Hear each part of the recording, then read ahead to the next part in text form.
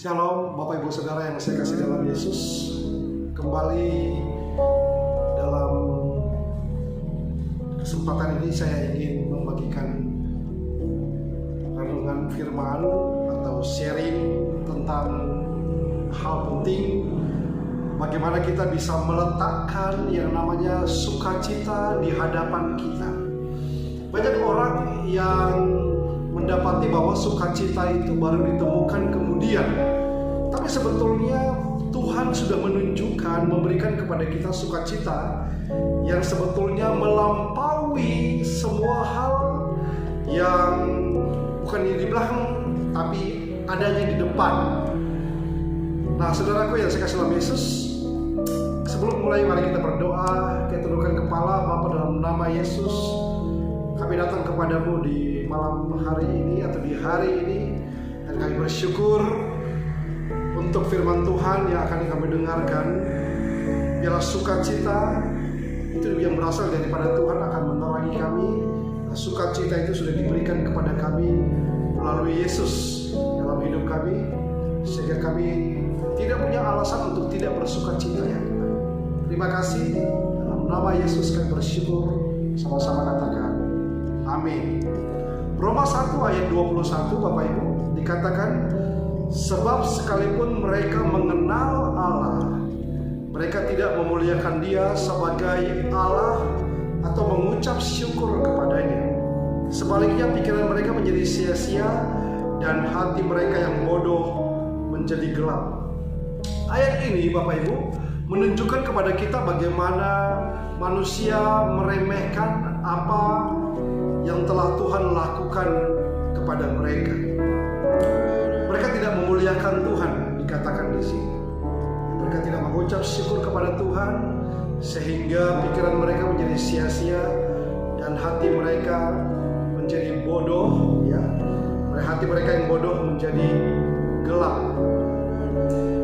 Saudara, ada banyak orang yang tidak meletakkan nilai dan harga yang Tuhan sudah lakukan.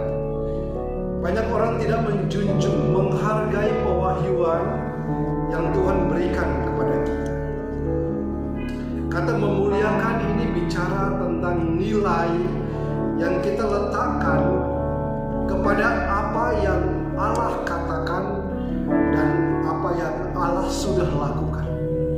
Jadi saudara, bagaimana kita meletakkan nilai, bagaimana kita meletakkan penghargaan, penghormatan kita kepada apa yang Tuhan lakukan, itu adalah sesuatu yang begitu penting.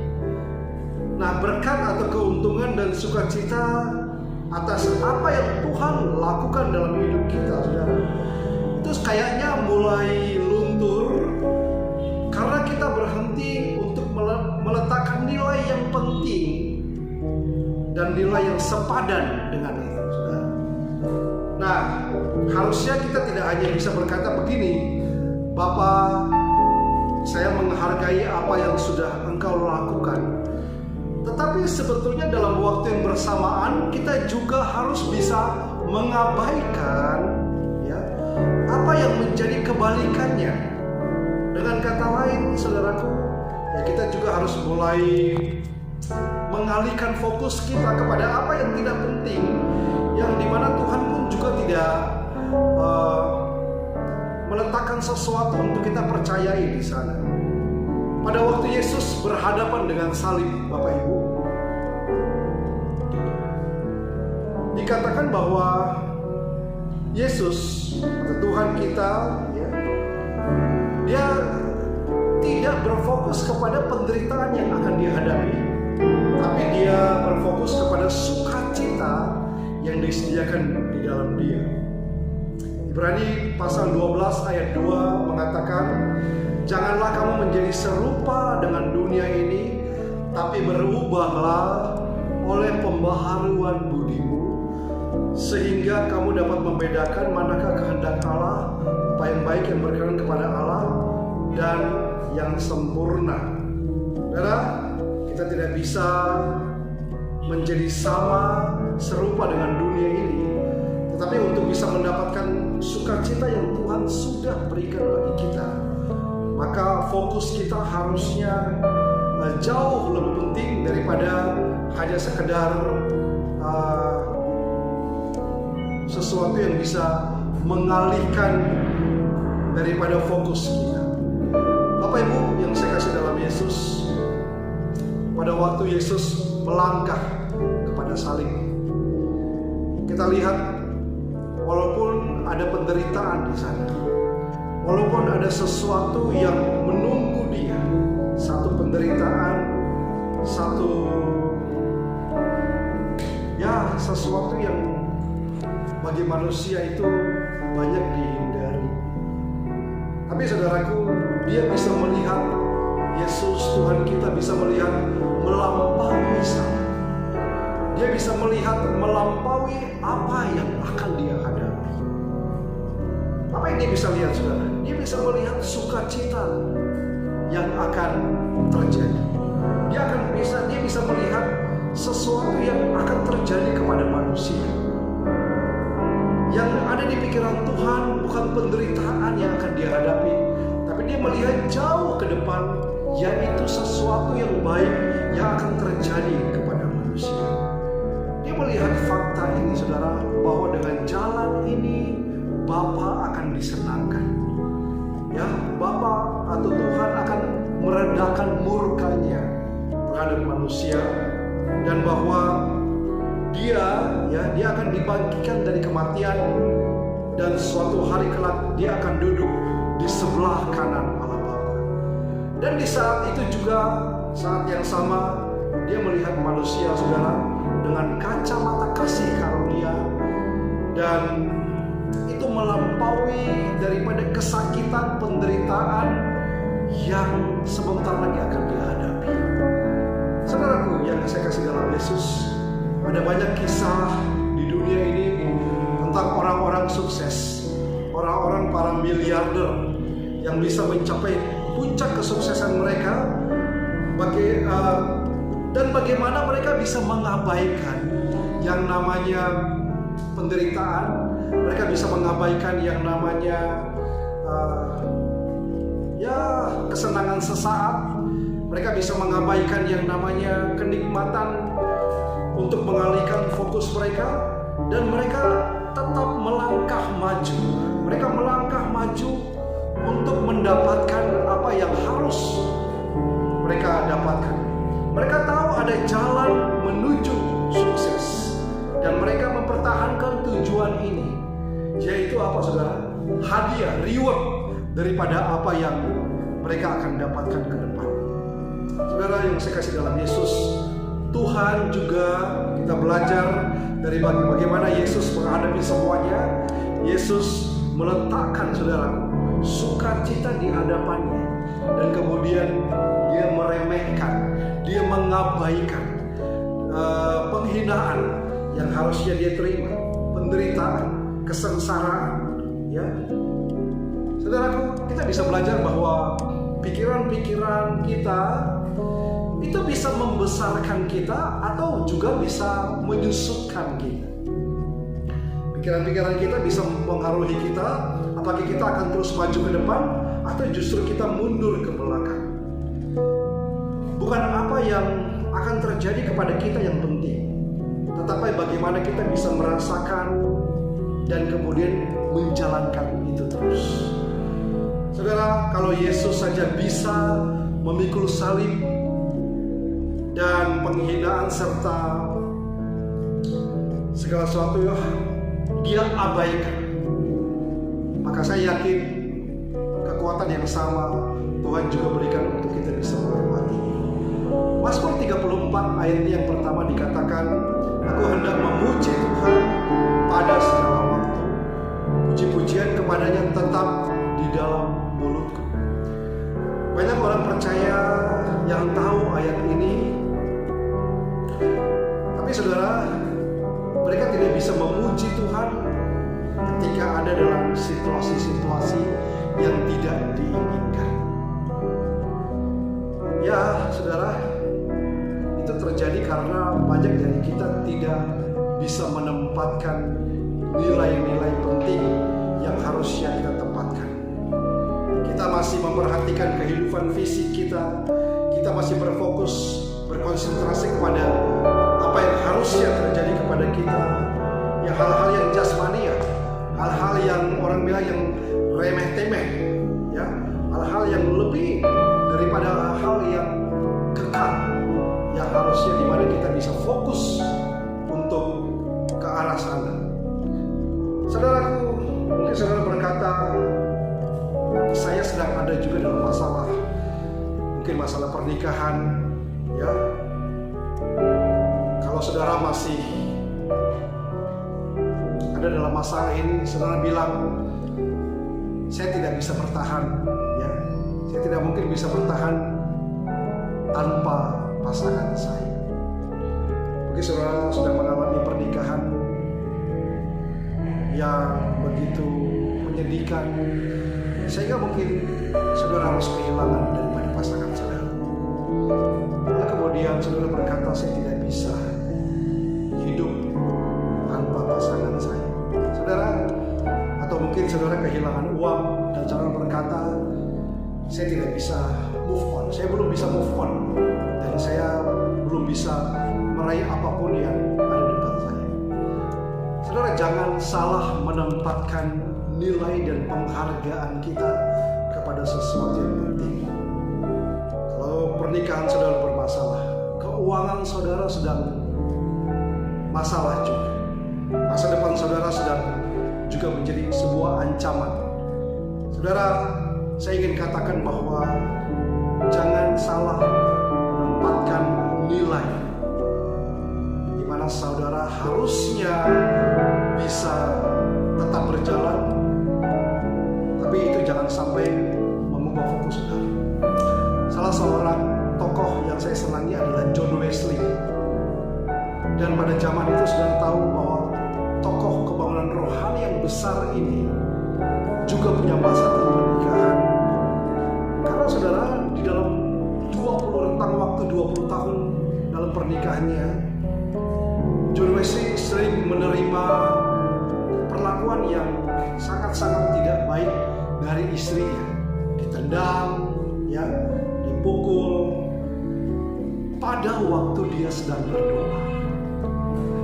Saudara, istrinya membenci dia dan juga Tuhan.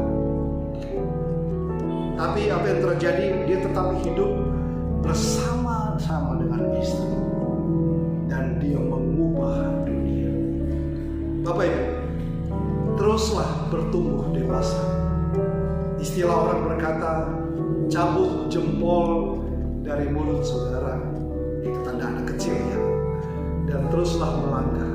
Sadari bahwa ada hal yang lebih besar daripada hal-hal yang sedang kita alami. Terus melangkah mengikuti jejak Tuhan. Yesus menghadapi salib, tapi dia menganggap bahwa semuanya nggak ada apa-apa dibandingkan dengan sukacita yang ada di depannya. Dia ditelanjangi, dia dikhianati, dia diludahi, mahkota duri ditaruh di kepalanya, dia dicambuk, dia dipermalukan dengan hebatnya, tapi dia mengabaikan semuanya. Dia mementingkan sukacita yang ada di depannya. Saudaraku yang saya kasih dalam Yesus, alasan kenapa ada berbagai hal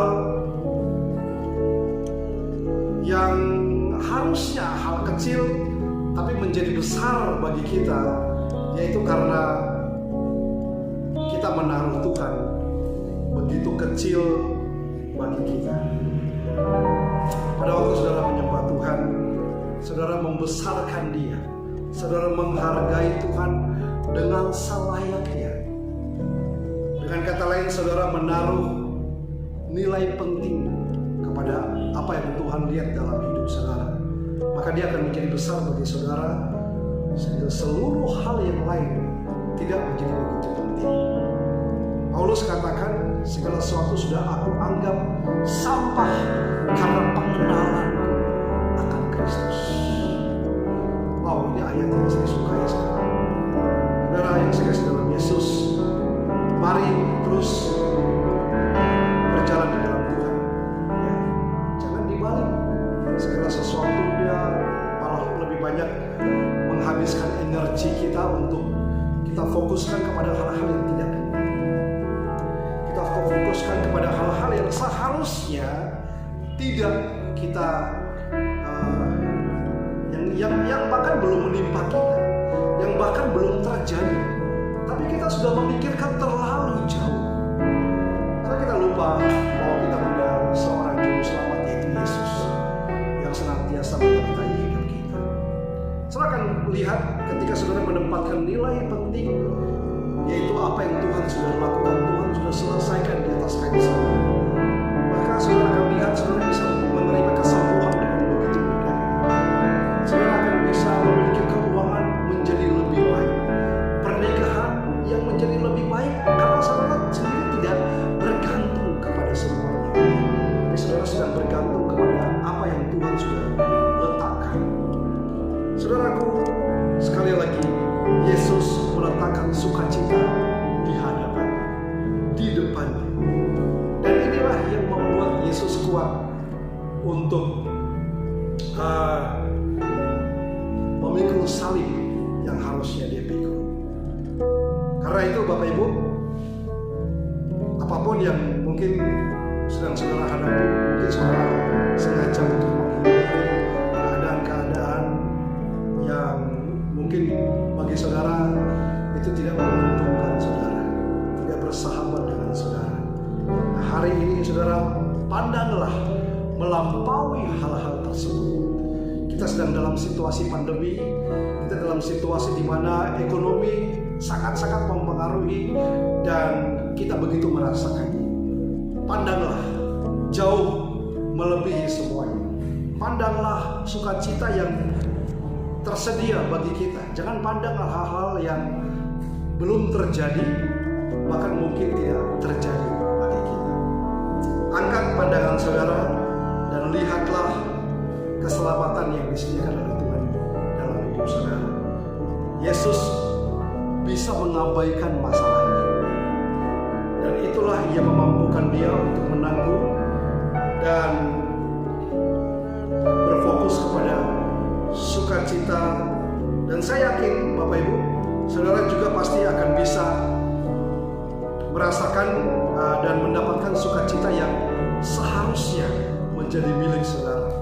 Nah, saya ingin bagikan kepada saudara sebagai ayat yang terakhir dari Mazmur pasal 23, ayat yang ke-6 dikatakan, kebajikan dan kemurahan belaka akan mengikuti aku seumur hidupku, dan aku akan diam dalam rumah Tuhan sepanjang masa. Ya. Dalam bahasa Inggris dikatakan, surely goodness and mercy shall follow me all the days of my life, and I will dwell in the house of the Lord forever. Ya. Kebajikan dan kemurahan Allah mengikuti. Kebajikan dan kemurahan Allah dalam bahasa yang lain dikatakan melampaui saudara. Kebajikan dan kemurahan Tuhan mengejar saudara. Saudara, kebaikan Tuhan mengejar saudara setiap hari. Jangan isi pikiran saudara dengan berita-berita yang tidak perlu, tetapi isilah tentang sukacita yang Tuhan siapkan bagi saudara di masa-masa yang sekarang. Terima sukacita itu dan dapatkan itu bagi hidup saudara dan keluarga saudara. Ada pintu-pintu peluang yang dibuka, ada kesempatan-kesempatan yang hebat sedang menunggu saudara sekarang. Dan saya berdoa, semua hal yang saudara doakan, di mana Tuhan dimuliakan, akan Tuhan jawab pada waktu. Amin. Mari kita berdoa, kita tundukkan kepala kita.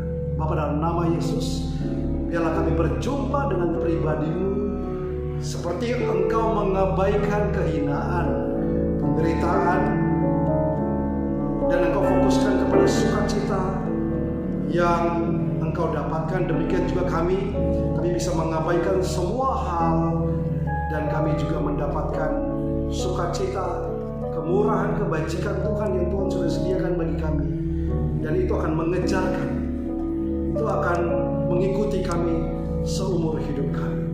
Dalam nama Yesus aku berdoa, biarlah kami memfokuskan semuanya kepada Engkau Tuhan, bukan kepada apa yang tidak harus kami pikirkan dan sesuatu yang belum tentu berdampak dalam hidup kami, yaitu hal-hal yang negatif.